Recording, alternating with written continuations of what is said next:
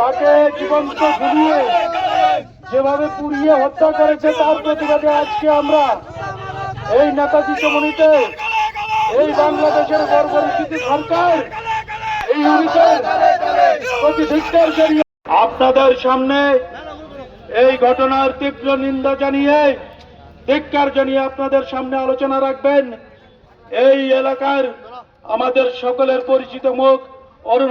নমস্কার, জয় শ্রীরাম। আপনারা অবগত আছেন এই ডিসেম্বর মাসের 18 তারিখে বাংলাদেশে দীপু দাস নামে সনাতনী ভাইকে যেভাবে নৃশংসভাবে জীবিত আগুন লাগিয়ে হত্যা করা হয়েছে তারই প্রতিবাদে আজকে সোনামুড়াতে সত্যমেব জয়তে সংস্থার পক্ষ থেকে আমরা সনাতনী ভাইদের সাথে নিয়ে আজকে এই ধিক্কার মিছিল আমরা করেছি। এটা শুধু আমার নতুন নয়, আপনারা জানেন বিগত বহু বছর ধরে এই পরম্পরা চলে আসছে। হিন্দু নিধন যজ্ঞ কীভাবে শেষ করা যায় বাংলাদেশের মধ্যে হিন্দুদেরকে, তারই প্রতিবাদে আজকে আমাদের এই ধিক্কার মিছিল। আমরা এই ধিক্কার মিছিল থেকে আমাদের ভারত সরকারের কাছে আমরা এই আবেদন রাখতে চাই।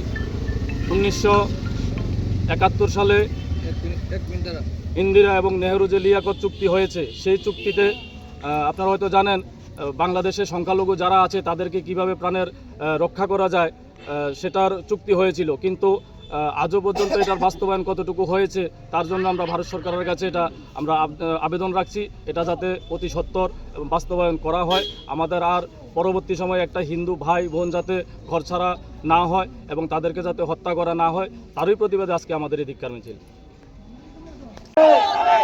তাকে জীবন্ত ঝুলিয়ে যেভাবে পুড়িয়ে হত্যা করেছে তার প্রতিবাদে আজকে আমরা এই নেতাজি চমনিতে এই বাংলাদেশের বর্বরচিত সরকার এই ইউনিটের প্রতি ধিক্কার জানিয়ে আপনাদের সামনে এই ঘটনার তীব্র নিন্দা জানিয়ে ধিক্কার জানিয়ে আপনাদের সামনে আলোচনা রাখবেন এই এলাকার আমাদের সকলের পরিচিত মুখ অরুণ।